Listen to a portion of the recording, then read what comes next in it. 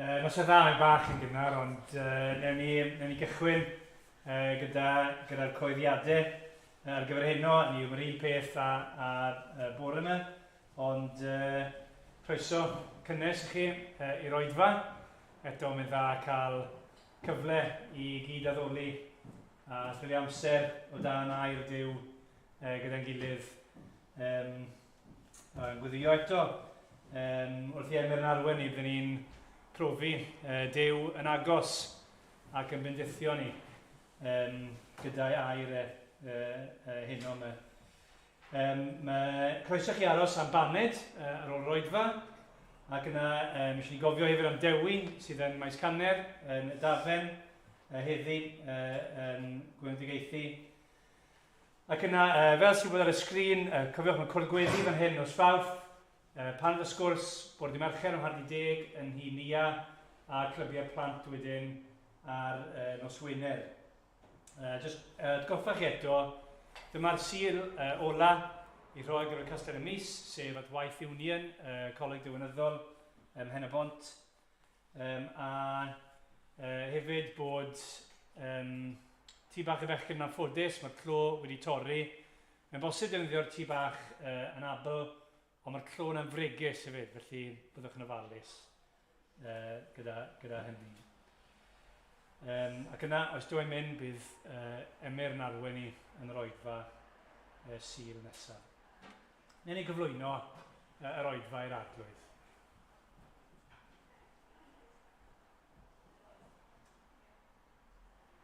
Arglwydd yw ni yn plygu Caerdydd, creawdwr nefoedd a deiar, yn wir creawdwr bob peth sy'n bodoli. Yr unig dduw, y Duw sydd yn dduw ar bob peth. Yn wir, does dim byd yn bodoli, heb dy fod ti wedi ganiatáu. O'r y cyfan yn dy ddwylo sofran di. Arglwydd, ni'n dod Caerdydd, yn diolch i ti bod ni yn cael dod heno ath addoli di, fel dy bobl di. Ac yn wir, dy fod ti ddim wedi creu ac yna gadael y byd i fynd mlaen fel y mae'n mynnu, ond yn hytrach dy fod y law di ar bob eiliad o bob dydd. Ac o Dduw, ni'n diolch i ti bod ti mewn hanes, mewn amser wedi ymyrryd ac wedi dod mewn person yn person yr arglwydd Iesu Grist.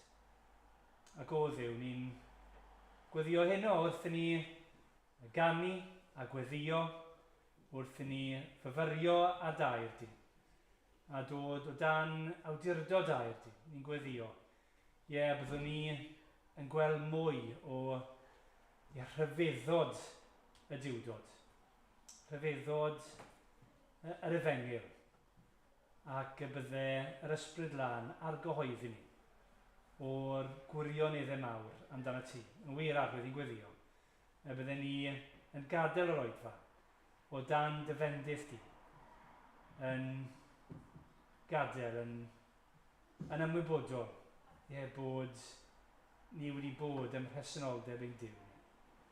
Arglwydd, bydd gyda Emyr felly wrth y fe yn harwen ni. Ro Cristiau ni i wrando ac i ymateb yn gymwys i'r hyn sydd â ti ddweud. Ni'n gweddio'r un peth dros Dewi hefyd yn Dafen, a bydde di ni bendithio fe, bendithio i gynulleidfa fi fyna, ac yn wir ar hyd a lled i'n gwlad ni heno. Ni'n gweddio, bydde ni'n clywed am fendith bod ti ar waith yn ein cenedl ni, gogoniad enw di. Amen. Amen. Diolch lot. Yna ni ganu efo'n gilydd. Ni'n mynd i ganu o'r atodiad a rhif 55. Y ti yw'r gair oedd o'r dechreuad gyda'r tad cyn bod y byd. Ac rai o bennill yn dweud hyn wrthyn ni. Gadewaist fawl anylion, mwyn achub rai fel ni. Cyfnewid gwefr y nefoedd am y poen ar galfari. dod I fwydo yn y wynog a thawelu stormydd byd yna'n dawel dioddef trosom. I ni, yr eog, fynd yn rhydd. Ie, diolch I ddyn ni sefyll I ganu dyn ni.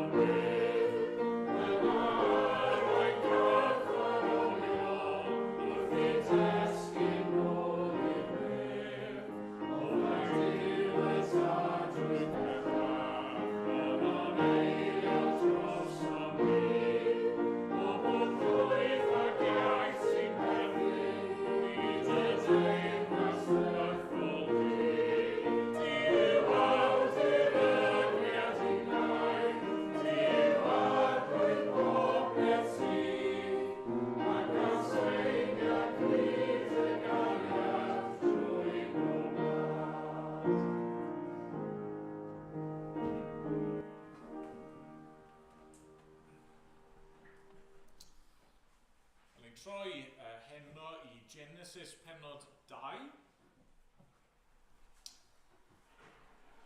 ac I ni mynd I ddarllen o adnod 4 ymlaen I ddiwedd y benod adnod 25.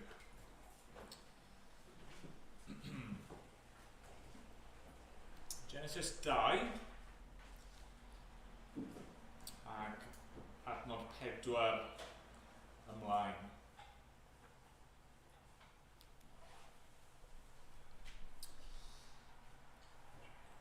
Dyma hanes cenhedlu'r nefoedd a'r ddaear pan greuwyd hwn. Yn y dydd y gwnaeth yr arglwydd Dduw ddaear a nefoedd. Nid oedd un o blanhigion y maes wedi dod ar y tir, nac un o lysau'r maes wedi blaguro, a nad oedd yr arglwydd Dduw eto wedi perydd I lawio ar y ddaear, ac nad oedd yno ddyn I drin y tir. Am roedd tarff yn esgyn o'r ddaear ac yn dyfrhau holl wyneb y tir. Yna, lluniodd yr arglwydd Dduw ddyn o lwch y tir, ac anadlodd yn ei ffroenau anadl einioes. A daeth y dyn yn greadur byw. A phlannodd yr arglwydd Dduw ardd yn Eden tua'r dwyrain, ac osododd yno y dyn yr oedd wedi ei lunio. A gwnaeth yr arglwydd Dduw I bob coeden ddymunol i'r golwg a da I fwyta ohoni dyfu o'r tir. Ac roedd pren y bywyd yng nghanol yr ardd, a phren gwybodaeth da a drwg. Roedd afon yn llifo allan o Eden i ddyfrhau'r ardd. Ac oddi yno roedd yn ymrannu'n bedair. Enw'r afon gyntaf yw Pison, hon sy'n amgylchu holl wlad Havila, lle ceir aer. Mae aer y wlad honno'n dda. Ac yno ceir bdelliwm a'r maen onyx. Enw'r ail yw Gihon, hon sy'n amgylchu holl wlad Ethiopia. Ac enw'r drydedd yw Tigris, hon sy'n llifo o'r Tidwyrain i Assyria. A'r bedwaredd afon yw Euphrates. Cymerodd yr arglwydd Dduw y dyn a'i osod yng ngardd Eden yw thrin a'i chadw. Rhoddodd yr arglwydd Dduw o'r chymyn i'r dyn, a dweud, cei fwyta'n rhydd o bob coeden yn yr ardd.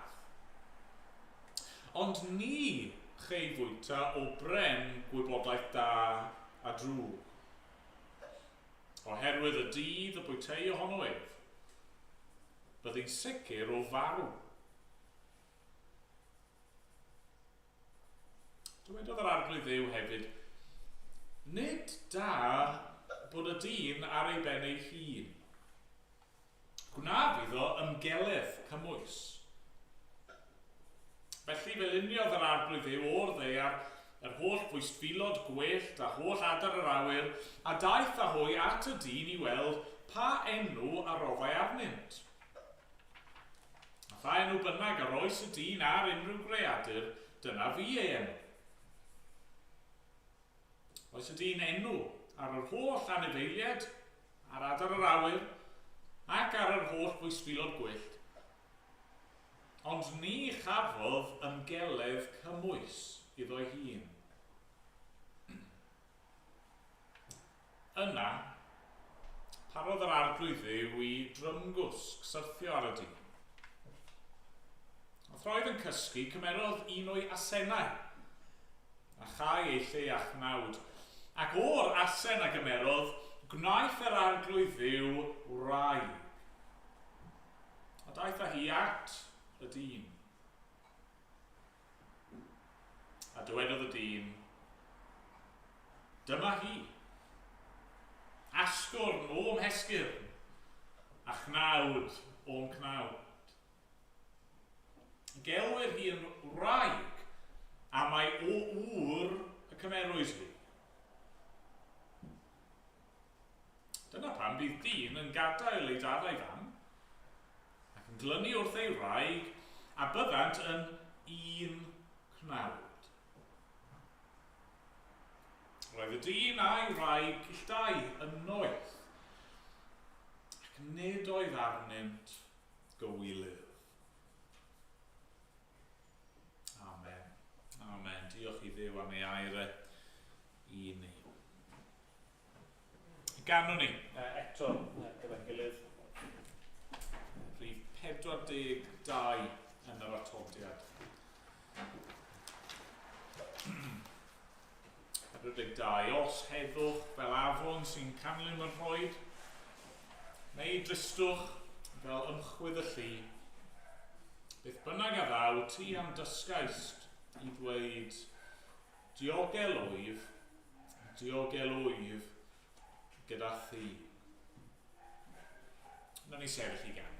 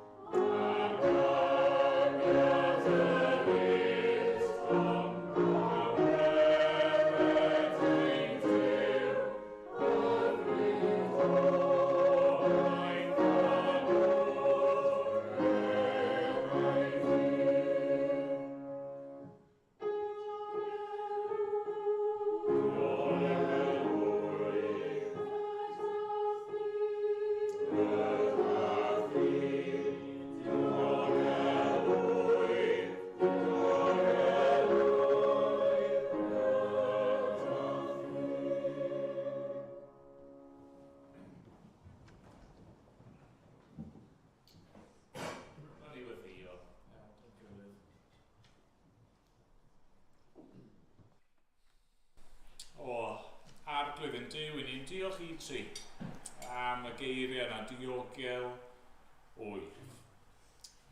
Ni'n diolch. Mae dyna yw y gwir. Bod ni'n ddiogel, bod ni'n saff. Gyda thi.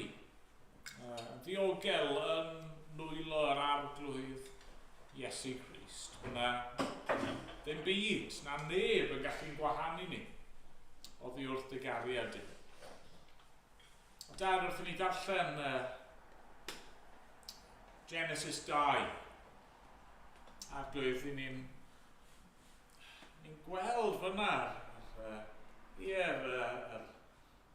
picture yma o ddynoliaeth diogel arglwydd.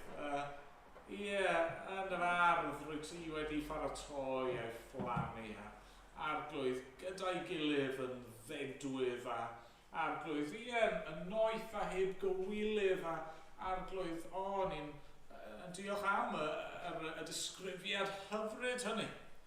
O sut oedd bethau yn y cychwyn? Sut nes ti greu y byd yma i ni fod i fyw yn heb ofn? Dad, ni'n gwybod beth sydd i ddod yn Genesis 3, ni'n gwybod am y cwymp a siwr mae pechod i dod i fewn a di effeithio ar y cwbl ac wedi dod ag ofn i fewn. Ac arglwydd. Ni'n diolch i ti felly am yr arglwydd Iesu, yr un sydd wedi dod mwyn delio gyda'n pechod ni ac di dod mwyn yn adfer ni a'n achub ni ac i dawelu ein ofnau ac i ddelio gyda'n cywilydd ac i ddod â ni yn ôl at y ti. Da, ni'n diolch i ti am y dydd yna pan gawn ni sefyll gerdd y fron di. A dy fwynhau di heb ofn a dim byd felly mwyach. Dad, ni'n diolch i ti am dy air di ni yr disgrifiad yma ohono ti yn creu a beth sy'n wir amdano ni fel pobl a ni'n gofyn heno eto nid i helpu ni i adnabod ein hunan. I sylweddoli dyma siwrd ydyn ni a dyma sut nes ti'n creu ni i fod a arglwydd helpa ni i fyw yn oleuni hynny os gweli di fod yn dda. Dad, helpa ni gredu dy air di a nid celwyddau ag eideoleg y byd arglwydd. Helpa ni ymddiried yn dy air di. Dad, ni'n eisiau cyflwyno unwaith eto yn cymdeithas ni i dy ofal di. Arglwydd, mae yna gymaint o gelwydd mae pobl wedi gredu.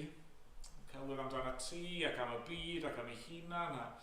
Arglwydd, ni'n gofyn neu di'n helpu ni fel dy bobl i gyflwyno'r gwirionedd mewn ffordd graslon a chariadus a gofalus ac am y nefgar a doeth, ond helpa ni arglwydd. Helpa ni gyflwyno'r newyddion da yma. Sgweli di fod yn dda. Dad, ni'n cyflwyno'n cymdeithas ni ti sydd ar hyn o bryd i yn llawn ofn wrth weld pethau yn edrych yn anodd yn awr yn ariannol i lawer dros y gaeaf a ni'n gwybod arglwydd fod y pethau yma yn bryder i lawer. Ac arglwydd ni yn gweddio unwaith eto bydde di yn arwain y llywodraeth a'r rheini sy'n mewn grym i wneud penderfyniadau da a doeth a chyfiawn, arglwydd i warchod ac i ddarparu i'r anghennus, a'r tlawd, a'r bregus. Dad, ni'n gwybod mae'r angen mwyaf yw amdano ti dy hun. Dad, gweithio felly. Datguddiad y hun os sgweli di fod yn dda. Dad, ni eisiau gweddio am dy waith di, mewn gwledydd eraill. Dad, wrth i gwpan y byd nesau, mae yna fwy o sôn yn mynd i fod am Qatar a arglwydd yr ardal honno a ni yn cyflwyno y dwyrain canol i ti am gwybod fod e'n le anodd iawn i lawer o Gristnogion i fyw. Da, ni'n meddwl am yr hyn sy'n digwydd yn Iran ar hyn o bryd a arglwydd yn gwybod fod yna bod math o densiynau yn yr ardal honno. Diolch i ti fod efengil di'n lledu yn Iran a arglwydd fod yr eglwys yn tyfu yno ac da, ni'n gweddi ni dros yr ardal i gyd yw y bydde di yn gweithio'n rymus, y bydde di yn dinistrio, yn dymchwel cestyll cadarn yr un drwg ac ni'n gweddio bydde do lein i di yn llywyrchu yng nghanol y tywyllwch a sgweli di fod yn dda. O dad, felly bydd gyda ni nawr derbyn ein mawl ni a'n diolch ni ac i arglwydd deren agos unwaith yn rhagor a nadla bywyd i fewn i ni yma heno. A mynd bod ni'n gofyn yn enw yr arglwydd Iesu. Amen. Amen. Ganwn ni o'r llyfr y Mynau. Rhif 53. 53 yn y llyfr y Mynau. O arglwydd Emyr James. O'r brydferth wyt trwy'r holl byd.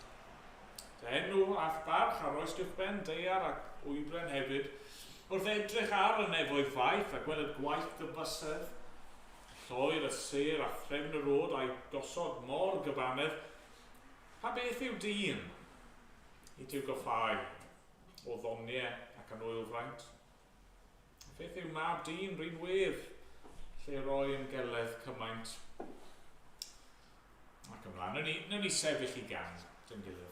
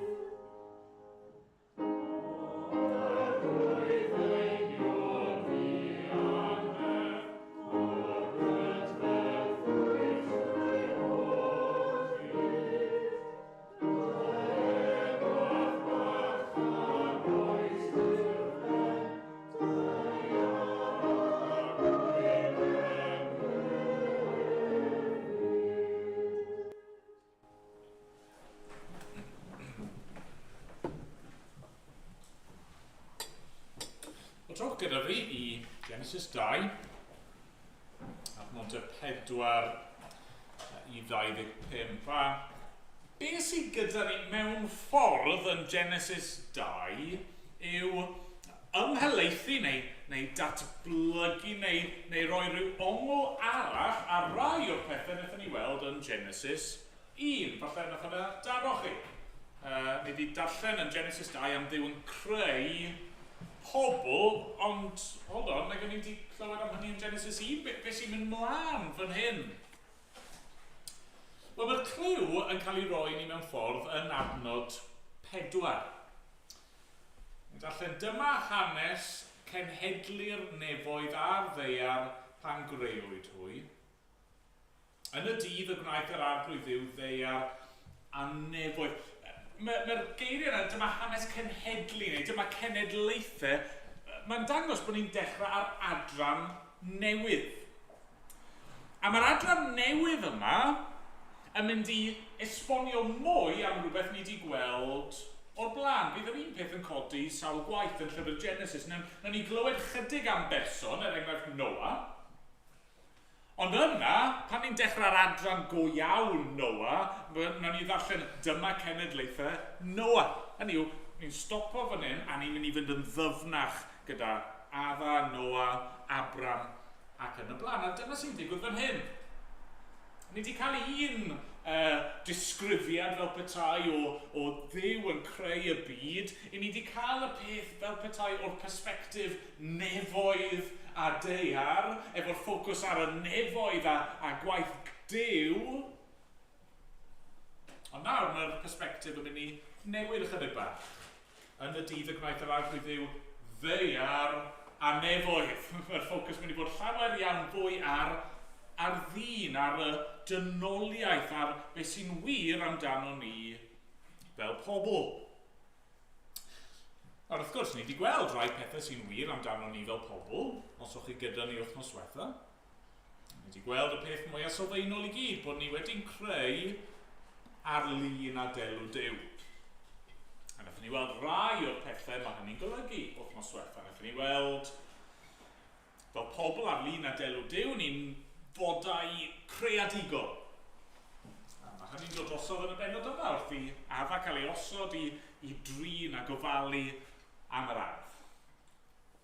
Wnaethon ni weld wythnos diwetha bod ni'n fodau moesol, a eto mae'r un peth yn amlygu ei hun fan hyn yn yr ail bennod wrth i ni weld y gorchymyn yma gan Dduw i beidio bwyta o goeden gwybodaeth da a drwg.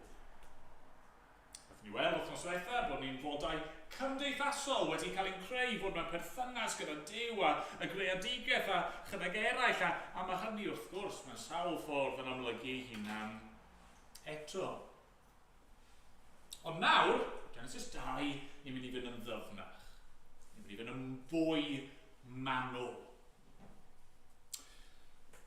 Felly beth ni'n mynd i ddysgu? Beth ni'n gweld amdano ni fel pobl? Y peth cyntaf, ni'n mynd i ddysgu yw hyn, i ni yn gorff ac enaid. Corff ac enaid. Yn adnod 7, i ni'n darllen hyn yn dydyn ni.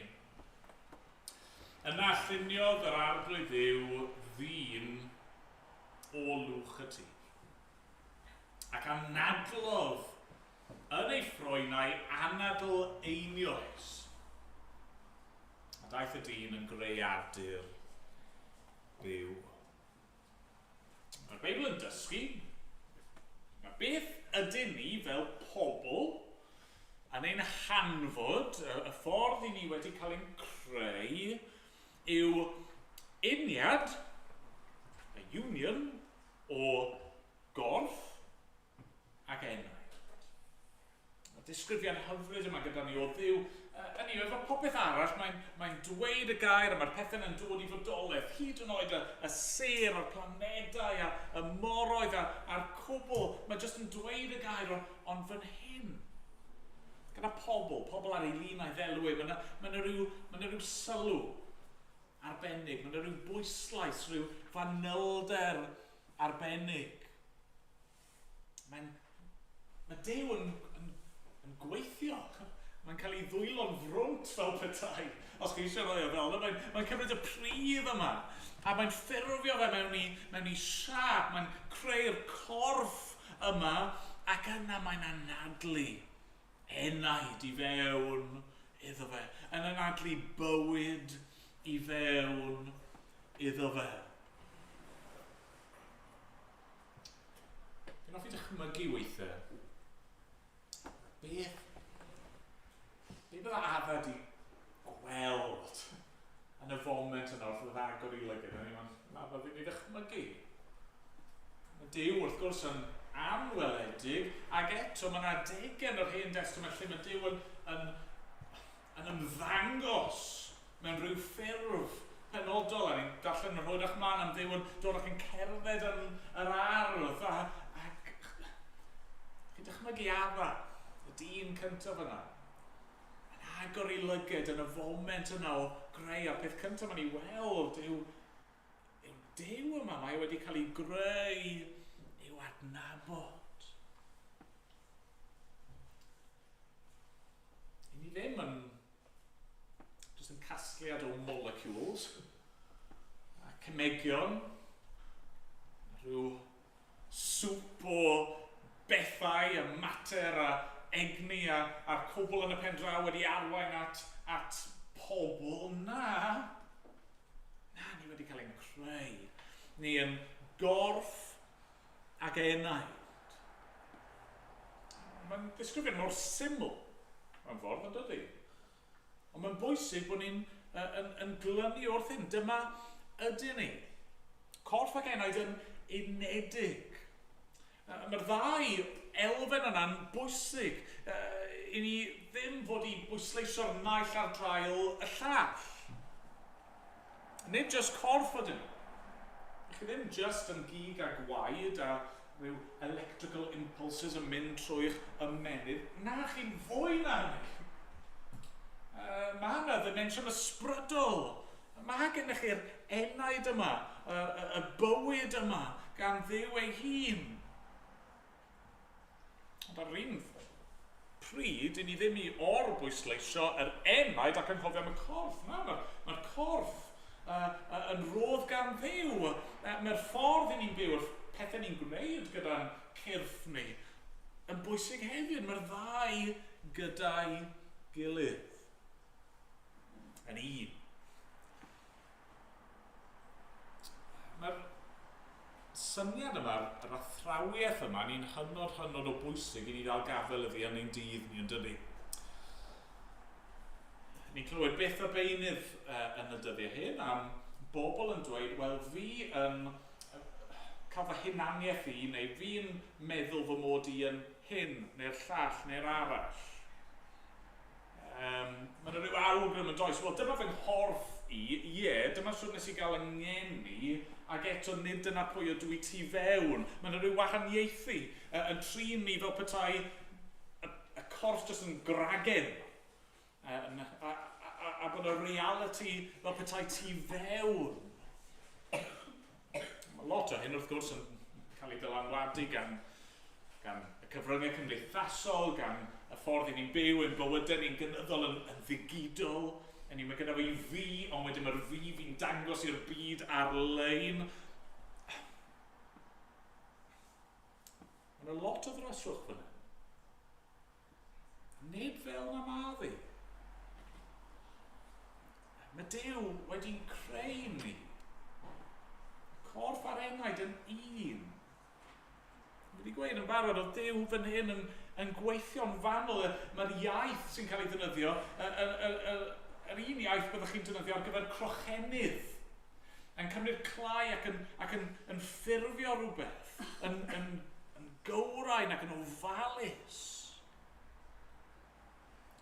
Dydy Duw ddim yn un i wneud camgymeriadau. Ni methu gweud er enghraifft, fi wedi cael fy ngeni yn y corff anghywir. Na.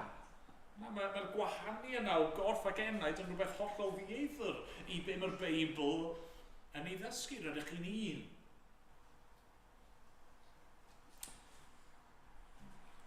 Dyna pam wrth gwrs, mae beth yw marwolaeth, beth yw canlyniad pechod, bod a falle ddim yn deall hyn ar y pryd, ond canlyniad gwrthryfel, canlyniad pechod yw marwolaeth. Beth yw marwolaeth? Gwahanu. Gwahanu corff ac enwyd. So bych chi erioed ti cael y profiad yn ôl weld corff marw. Dwi ddim yn brofiad pleserus. Mae'n rhywbeth di newid. Mae'n od. Chi'n gwybod hwnna ddim yn cysgu. Mae'n rhywbeth gwahanol yna. Mae'n rhywbeth annaturiol yna. Dyna pam mae marwolaeth yn beth mor frawychus a mor erchyll. Dyna pam mae marwolaeth yn rhywbeth i ni fod i'n gasau, achos ni wedi cael ein creu oriau Duw oedd yr undod yma o gorff ac enaid ac ein gwrthryfel ni, ein pechod ni sydd i arwain at y gwahanu yma o gorff ac enaid. Felly diolch byth, yn dweud. Diolch byth. Newyddion da'r efengil yw bod Duw, cyn hyn i gyd, wedi trefnu ffordd i'n achub ni. Ni oedd yn mynd i farw. Ni oedd yn mynd i brofi'r gwahaniad yna o gorff ac enaid. Mae wedi trefnu ffordd trwy'r arglwydd Iesu Grist i anadlu bywyd tragwyddol i fewn i ni.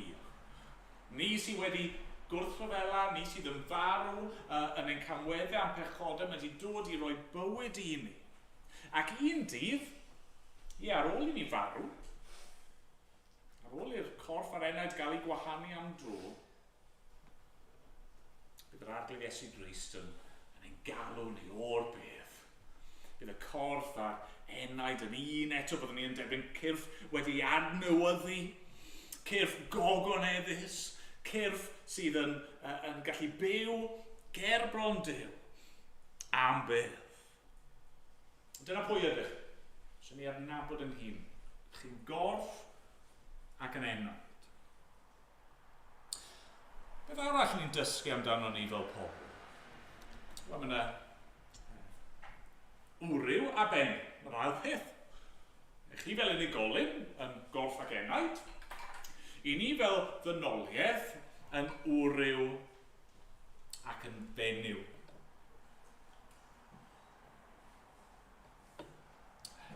Mae chydig bach o sioc yn digwydd yn adnod 18. Nath e daro chi? Pan ni'n darllen Genesis 1, be ni'n clywed dro ar ôl tro? Na, oedd hyn yn dda. Oedd hyn yn dda. Oedd hyn yn dda.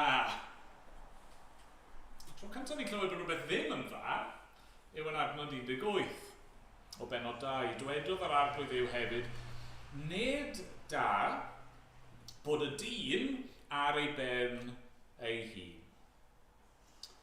Gwnaf iddo ymgeledd cymwys. Felly mae'n y ddau beth yn dod dros o fan hyn, ond oes, yn gyntaf i gyd, mae angen cymdeithas. Mae angen cymdeithas. Dwi ddim yn dda bod y dyn ar ben ei hun. Oedd e ddim yn ddelfrydol i adda, y corff ag enaid yma, i fod yn unigolyn. Ar ei ben ei hun yn ynys wedi ei wahanu oddi wrth bobl eraill. Na, oedd angen mwy. Oedd angen cymuned. Oedd angen cymdeithas. Oedd angen pobl, neu just person. Ond yn fwy na hynny, oedd angen amrywiaeth. Oedd angen amrywiaeth. Nid adda arall oedd angen. Nid mwy a llond y byd o ddynion oedd angen. Na. Felly be ni'n gweld, wel mae Duw ni'n darllen ymlaen, dyn ni adnod 19, fe luniodd yr arglwydd Duw wrth ei yr holl bwysfilod gwyllt a holl adar yr awyr, daeth a hwy at y dyn i weld pa enw roedd ei arnynt, a pha enw bynnag roes y dyn ar unrhyw greadur, dyna fi ei enw.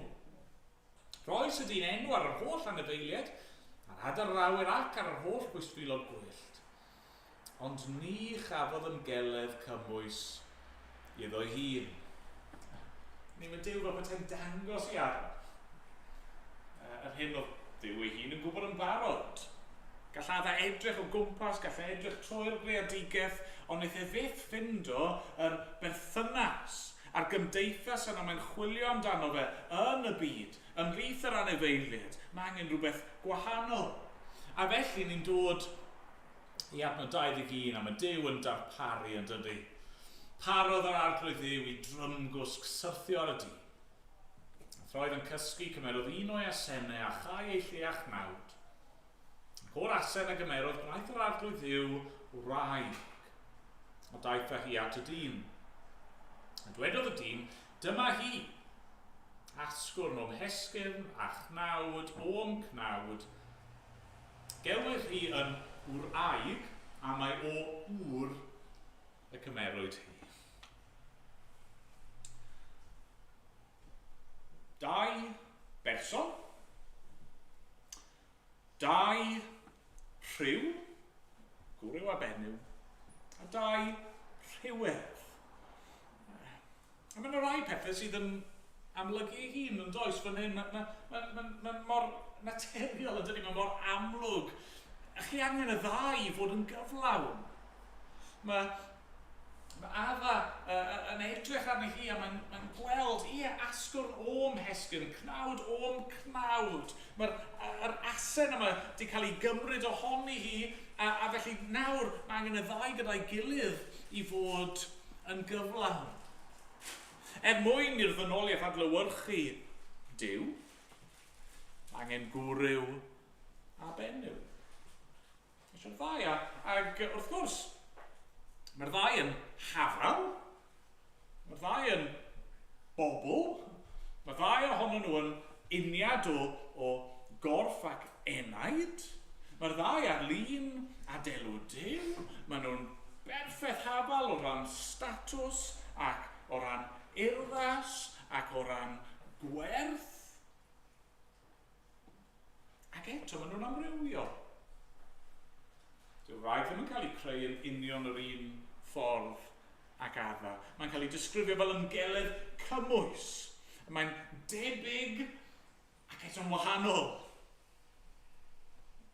Yna ddyfyniad hyfryd Matthew Henry, esboniwr enwog, mae'n dweud hyn.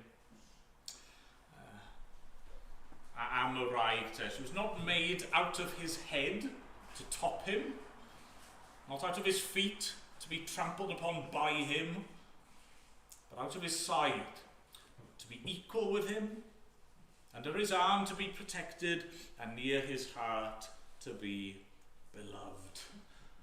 Maen nhw ochr yn ochr, maen nhw gyda'i gilydd. Mae angen I gilydd ar ei gilydd. Mae Efa fan hyn, yn clywed ei enw hi eto, Efa, mae hi yn addas I adda, ac eto dwi hi ddim yn mirror image llwyr.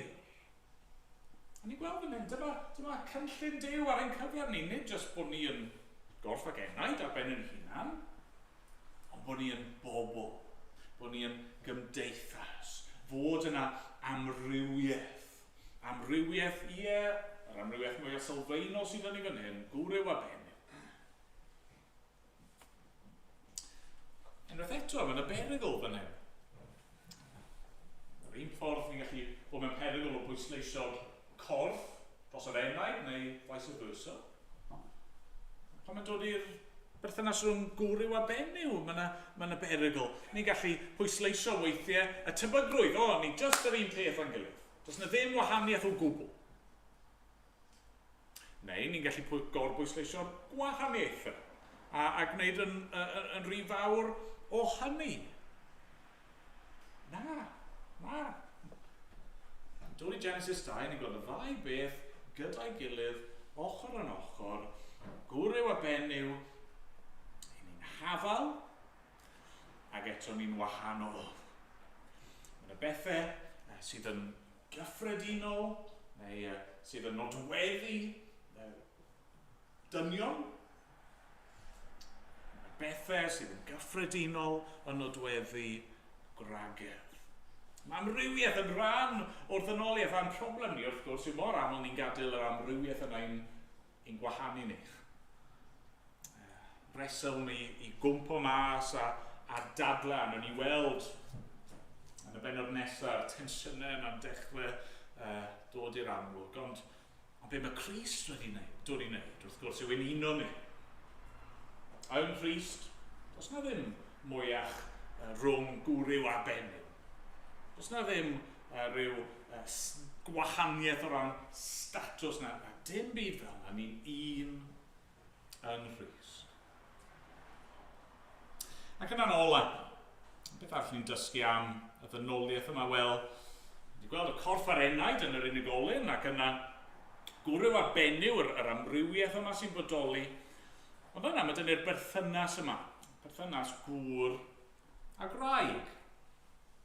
A wedys i bod yma, nid fi sydd wedi cynllunio bod ni'n edrych ar testyn bore yma, oedd yn addas iawn ar gyfer y testyn yma, ond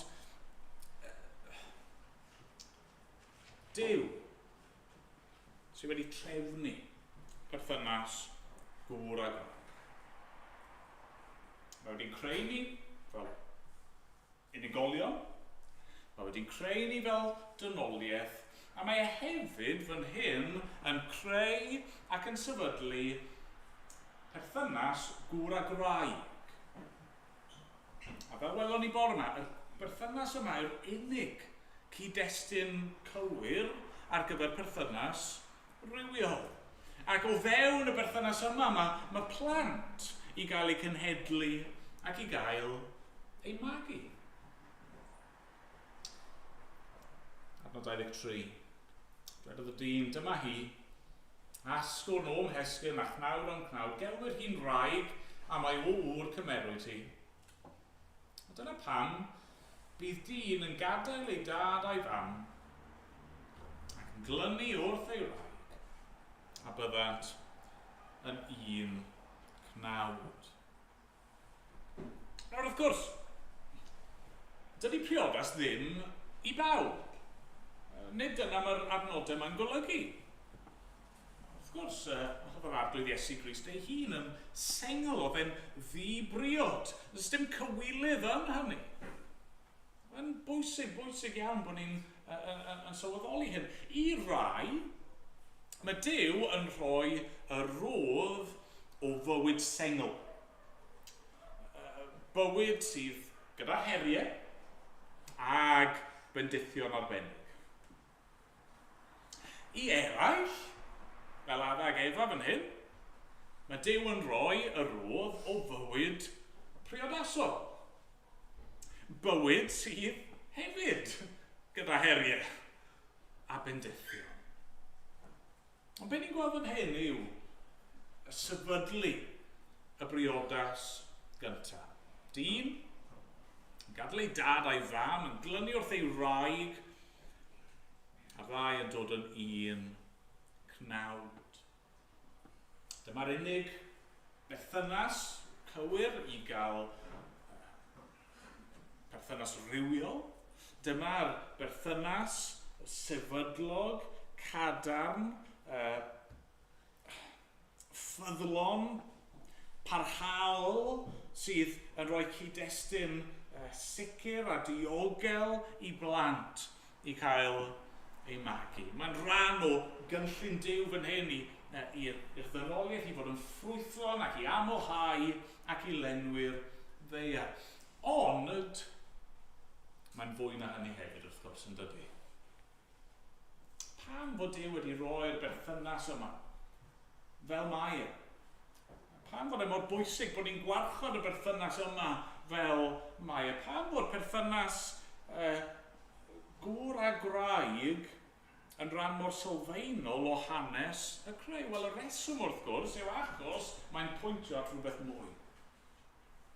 Dyn ni ddarllen ymlaen trwy'n Hen Testament ac i fewn i'r Testament Newydd, ni'n gweld mae perthynas gŵr a graig wedi ei chreu mwyn helpu ni i ddeall y berthynas rhwng Duw a'i bobl.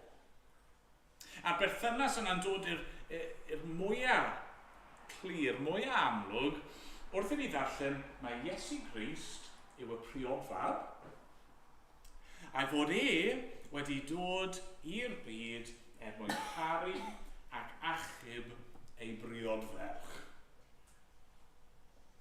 Yn cofio darllen rai flynyddoedd yn ôl, rhywbeth oedd yn ioed wedi'n hario o'r blaen, ond Pan chi'n gweld, mae mor amlwg yn dod i fan hyn, mae Efa yn cael ei chreu o asen afel. Mae ochr e'n cael ei dorri ar agor er mwyn ei wraig. Ac yna wrth gwrs chi'n darllen ymlaen a chi'n cyrraedd Crist ar y groes. Yn marw er mwyn achub ei bobl, er mwyn prynu ei briodferch Ea. A beth sy'n digwydd yr arglwydd Iesu ar y groes wrth gwrs? Wel, mae ochr e'n cael ei agor. Mae yna weiwffon yn cael ei drywanu trwy ei ystlys reit fan hyn ac o fyna mae'r gwaed a'r dŵr yn llifo. Yr arwydd yna, mae trwy'r ffaith bod ei ochr wedi cael ei agor, mae wedi'n glanhau ni, am golchi ni ac wedi dod â ni i fywyd tragwyddol ynddo fe. Dyna pam mae'n rhaid i ni warchod perthynas gŵr a graig. Achos mae'n pwyntio ni at y berthynas yna rhwng ni a'r arglwydd ei hun.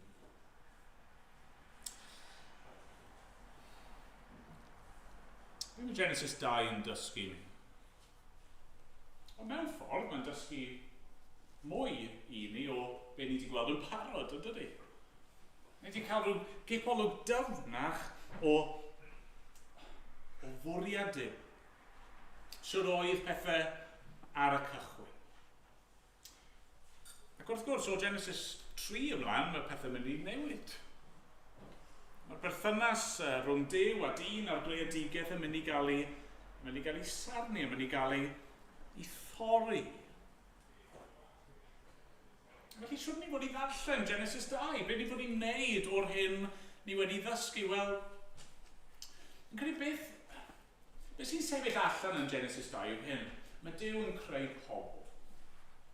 Yn gweld sut mae wedi'n creu ni yn gorff ac enaid, yn wryw a benyw, yn ŵr a graig. A mae dyn nhw bopeth maen nhw angen. Popeth. Mae'r pwyslais yna'n dydi bod Duw yn creu'r ardd neu'r goedwig yma. Mae'n llaw, mae popeth maen nhw angen ynddo fe. Cewch fwyta o'r cwbl, a mae'r cwbl yn dda, ac mae'n cyrraedd i uchafbwynt yn arno 25, roedd y dyn a'i wraig illtau noeth, nid oedd arnynt gywilydd, mae popeth fel mae e fod. A ni'n gwybod dyw popeth ddim fel mae e fod erbyn hyn, achos ni ar ôl Genesis 3. Ond y pwynt yw, os mae dyma fel oedd Duw wedi creu pethau yn y cychwyn, mae eisiau ni beidio chwarae gwmpas gyda hynny. Chi'n gweld weithio, yndych chi, chi'n agor rhyw teclyn chi wedi prynu, a mae'n dweud, follow manufacturer's instructions. Ignore this at your peril. Credu ar y microwave ni, mae'n rhyw thing ar y top sy'n dweud, do not remove. Chymod, pam eisiau gwybod beth sy'n mewn tu fewn? Wel, achos mae'n beryglus. Chi fod i ddefnyddio'r pethau yma fel maen nhw wedi cael eu creu, fel maen nhw wedi cael eu bwriadu, ac fod pechod wedi dod i fewn i'r byd, ac mae siwr i ni fel pobl, siwr i ni fel ddynoliaeth, perthnasau rhwng wir a gwragedd, mae'r holl beth yma wedi cael ei effeithio gan bechod, ond y patrwm, y blueprint, ni bod i fynd nôl iddo fe, glynu wrth y fe, warchod a'i amddiffyn yn y dydd yma sydd yn cymdeithas ni sy'n credu gymaint o gelwydd. Be ni bod i'n dalgafel arno fe yw gair yr arglwydd. Er mwyn ei enw. Amen.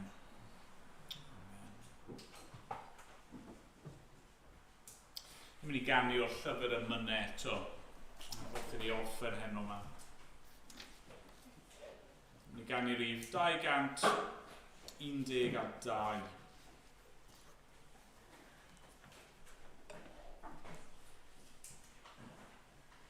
2:2 o fy Iesu bendigedig.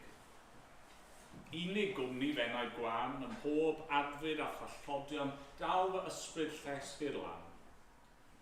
A thram teflu'r yma acw ar anwadal donau'r byd, Cymorth roedd ddal fy ngafel yn o ti, sy'r un o hyd.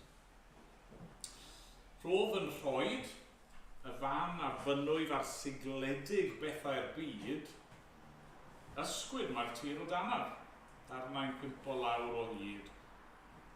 Ond, os gaf yn rhoed I sengi yn y dymystol fawr am chwth, a'r tragwyddol graig yr oesoedd, dyna fan, na sigla byth.